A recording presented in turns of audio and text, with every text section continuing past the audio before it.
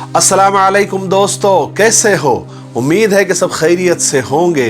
अल्लाह आप लोगों को ऐसे ही खुश रखे। सरकार दो आलम सल्लल्लाहु अलैहि वसल्लम की पूरी जिंदगी पर बनने वाली वीडियो सीरीज जिसका नाम मोहम्मद सब के लिए है, ये उसका छठा हिस्सा यानी पार्ट 6 है। थोड़ा हम रिकैप कर लेते हैं कि हमने पांचवें हिस्से में क्या सुना। हमने पांचवें हिस्से में सुना कि आपके पैदाइश से पहले और पैदाइश के बाद कितने अजीब अजीब वाकयात हुए। बड़े बड़े यहूदियों के राहिबों ने, उनके आलिमों ने आपके आमद को पहचाना और रूम और फारस के महलों में जलजला आया और हजारों साल से जलता हुआ जो आतिशकदा था, जो आग थी, वो भी बुझ गई और दरियाए सावा जोश मारकर सूख गया। और आपके पैदाइश के वक्त, आपके जन्म के वक्त हजरत आमिना ने एक बहुत बड़ा नूर भी देखा और जो साथ में उस वक्त एक औरत थी, उसने देखा कि सितारे बिल्कुल जमीन पर झुके जा रहे हैं। और फिर हमने सुना कि दूध पिलाने के लिए हजरत हलीमा ने सरकार दो आलम सल्लल्लाहु अलैहि वसल्लम को लेकर अपने गांव, अपने घर लेकर गई जो देहात में जाया करते थे। वहां पर आप सल्लल्लाहु अलैहि वसल्लम की वजह से इतनी बरकतें नाजिल हुई और इतनी रहमतें नाजिल हुई कि जानवरों के थनों में दूध आ गया और हजरत हलीमा का सीना भी दूध से भर गया। उनकी जो ऊँटनी लागर थी, दुबली थी, वो ताकतवर हो गई और भागने लग गई। और जहां पर दाई हलीमा के जानवर, ऊँट वगैरह चरते थे, वहां पर खूब घास होने लग गई। और हुजूर की बरकत से दाई हलीमा के पूरे गांव में रहमतें नाजिल होना शुरू हुई, जो लोगों ने अपनी आंखों से देखा। फिर हुआ ये कि उस वक्त दूध पिलाने की मुद्दत 2 साल हुआ करती थी। 2 साल पूरी होने के बाद में जब वापस हुजूर पाक सल्लल्लाहु अलैहि वसल्लम को वापस हजरत आमिना के पास देने का वक्त आया, तो हजरत हलीमा का दिल नहीं चाह रहा था। वो हजरत आमिना के पास गई और इसरार करके दोबारा सरकार दो आलम सल्लल्लाहु अलैहि वसल्लम को अपने साथ कुछ दिनों के लिए वापस अपने गांव लेकर आ गई। चलिए अब आगे सुनते हैं। जब सरकार दो आलम सल्लल्लाहु अलैहि वसल्लम की उम्र 4 साल की हुई तो आप कभी कभी बकरियां चराने जंगल जाया करते थे। एक दिन की बात है कि आप बच्चों के साथ बकरियां चराने जंगल चले गए। वहां एक जगह बैठकर आप बकरियों की देखभाल करने लगे कि बकरियां चर रही थी और दूसरे बच्चे खेल कूद में लगे हुए थे। बिल्कुल दोपहर का वक्त था। जिब्राइल अलैहिस्सलातु वस्सलाम और कुछ फरिश्ते अचानक आपके सामने आ गए। हजरत जिब्राइल के हाथों में एक सोने का खूबसूरत तश्त था और उसमें जमजम का पानी और कुछ बर्फ जैसा उसके अंदर था। हजरत जिब्राइल अलैहिस्सलातु वस्सलाम ने सरकार दो आलम सल्लल्लाहु अलैहि वसल्लम को जमीन पर सीधा लिटाया और फिर आपका सीना चाक किया, यानी सीने को फाड़ा और उसमें से दिल को निकाला और जमजम के पानी से खूब अच्छी तरह से धोया और फिर 2 टुकड़े खून के जमे हुए निकाले और उसको निकालकर बाहर फेंक दिया और कहा कि ये शैतान का हिस्सा है। और दिल को उस सोने के तश में डालकर अच्छे से धोने के बाद फिर उसको अपनी जगह पर, अपने मकाम पर रख दिया और फिर सीने को बंद कर दिया और उस पर अल्लाह के हुक्म से हाथ फेरा तो वो सीना जैसे कि वैसा हो गया जैसे वो पहले था। रिवायात में आता है कि दिल को इसलिए धोया गया कि दिल में जो गुनाहों के मादे होते हैं उससे बिल्कुल हुजूर का दिल पाक हो जाए और कोई गुनाहों का नामो निशान भी बाकी ना रह जाए। और जमजम और बर्फ से इसलिए धोया गया कि गुनाहों का मिजाज गर्म होता है, इसलिए वो माद्दे मासियत यानी जो गुनाहों का मादा होता है उसको ठंडा करने के लिए, उसको बुझाने के लिए बर्फ का इस्तेमाल किया गया ताकि गुनाहों की हरारत और उसकी गर्मी का भी नामो निशान बाकी ना रहे। जब दूसरे बच्चों ने ये सब मंजर देखा तो वो तो डर गए, सहम गए। सब दौड़ते हुए, घबराते हुए दाई हलीमा के पास पहुंचे और बच्चों ने जाकर बताया कि किसी ने मोहम्मद को कत्ल कर दिया।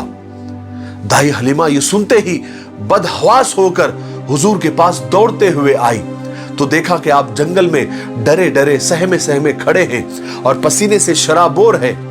दाई हलीमा के शौहर ने एकदम से आपको अपने सीने से लगाया, चुमकारा और पूछा कि क्या हुआ मोहम्मद, क्या हुआ था?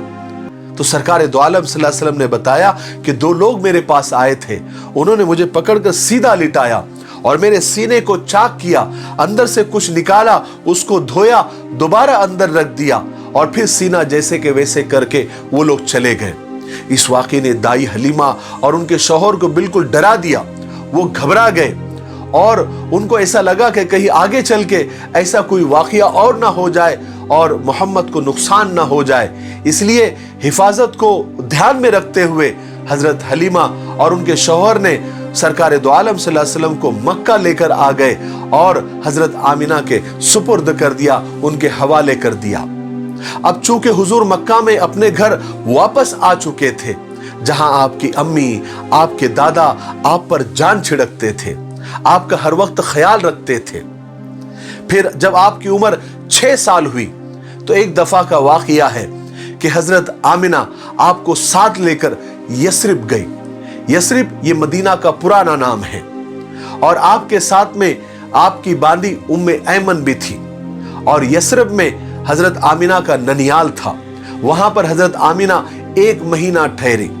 यस्रिब में कुछ यहूदी आलिमों ने जब आपको देखा तो आपके बारे में नई नई खबरें देने लगे और जल्दी ही ये खबर सारे यस्रिब में फैल गई। यहूदियों की जमातें आपको देखने के लिए आने लगी क्योंकि यहूदियों के पास आसमानी किताबें थी और उन किताबों में हुजूर पाक सल्लल्लाहु अलैहि वसल्लम की आने की निशानियां सारी की सारी साफ साफ लिखी हुई थी और आखिरी नबी आने की खबर भी उसमें साफ साफ लिखी हुई थी और बहुत सारी पेशन गोइयां और बहुत सारी निशानियां बताई गई थी। तो जब वो यहूदी या उनके आलिम जब देखते थे हुजूर को तो पहचान लेते थे। एक दिन हुआ कि यहूदियों की एक जमात आपको देखने के लिए आई तो उनमें से एक बुजुर्ग राहिब, एक आलिम ने जब आपको देखा तो वहीं पर पुकार उठा कि ये बच्चा इस उम्मत का नबी बनेगा और मैं गारंटी से कहता हूं कि ये इसी शहर यस्रब में हिजरत करके आएगा। बहरहाल फिर 1 महीना ठहर कर बीबी आमिना यस्रब से मक्का के लिए रवाना हुई, मगर यस्रब से जब वो चलकर मकाम अबुआ पर पहुंची जहां पर उनके शौहर यानी सरकार दो आलम सल्लल्लाहु अलैहि वसल्लम के अब्बा जनाब अब्दुल्लाह की कब्र थी, तो वहां ठहर गई। क्या ठहरना पड़ा। गमे मोहब्बत ने दामन पकड़ लिया और कहा कि शौहर की कब्र तो देखते जाओ, फिर पता नहीं देखना नसीब हो या ना हो। हजरत आमिना के दिल में एक चोट उभर आई, कलेजे का जख्म हरा हो गया। कुछ थकान, कुछ शिद्दत गम, कुछ मौसम का असर। बीबी आमिना बीमार हो गई और बीमारी बढ़ती चली गई। उस वक्त दवाखानों का, शिफा खानों का रिवाज कहां था और उस वीरान जगह पर कौन तबीब आता, कौन इलाज करता। बस ले दे के उम्मे ऐमन साथ में थी जो बीबी आमिना की बांदी थी, जो बीबी आमिना का ख्याल रखती थी।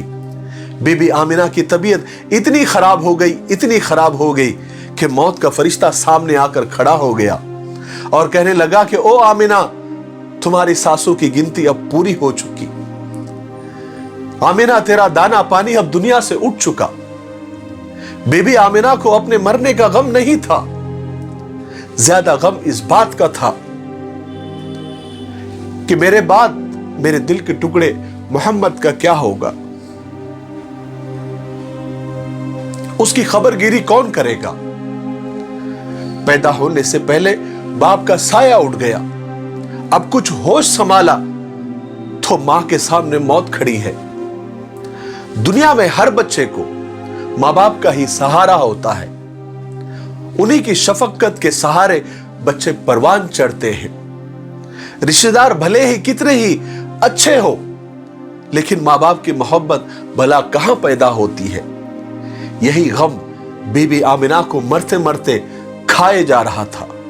उम्मे ऐमन बीबी आमिना को तसल्ली देती, ढारस बंधाती, हौसला देती और कहती कि ए उम्मे मोहम्मद, ए मोहम्मद की मां, तुम फिक्र मत करो, तुम ज्यादा परेशान मत हो, थोड़ी सी बीमारी है, 2-4 दिन में तुम ठीक हो जाओगी। लेकिन उम्मे ऐमन को क्या पता था कि कुदरत को कुछ और ही मंजूर है। खुदा वो साचा ही तोड़ देना चाहता था जिस साचे में मोहम्मद को बनाया था, ताकि फिर उस जैसा कोई ना हो। बीबी आमिना की तबीयत बिगड़ती चली गई। बीबी आमिना ने अपने जिगर के टुकड़े मोहम्मद के सर पर हाथ फेरा और वही आखिरी हाथ था। कुछ कहना चाहा, लेकिन बीमारी की शिद्दत ने इजाजत नहीं दी। दो चार करवटें ली और नन्हे मोहम्मद परदेश में बिन मां के रह गए।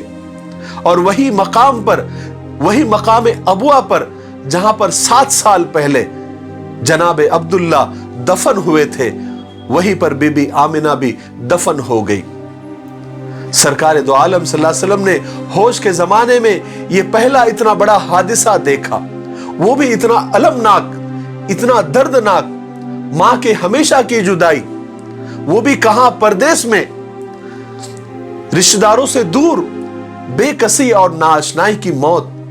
ये मौत अगर मक्का में होती तो सैकड़ों लोग मैयत में आ जाते, घर घर से रोने वालियां आ जाती। मगर यहां उम्मे ऐमन और सरकार दो आलम के अलावा कोई आंसू बहाने वाला नहीं था। आज के लिए इतना काफी है, क्योंकि वीडियो काफी लंबा हो रहा है। हम 7वें हिस्से में आपको बताएंगे कि सरकार दो आलम सल्लल्लाहु अलैहि वसल्लम पर बचपन में ही कितने गमों के पहाड़ उन पर टूटे, लेकिन आपने सब्र किया और कयामत तक आने वाले इंसानों को यह दर्स दिया कि मुसीबतों से, परेशानियों से घबराए नहीं, क्योंकि वो अल्लाह ही देता है और सब्र भी अल्लाह ही देता है, और सब्र के बदले में जन्नत भी अल्लाह ही देता है, और सब्र करने वालों के साथ अल्लाह होते हैं। और इसके आगे के वाकयात हम 7वें हिस्से में आपको बताएंगे।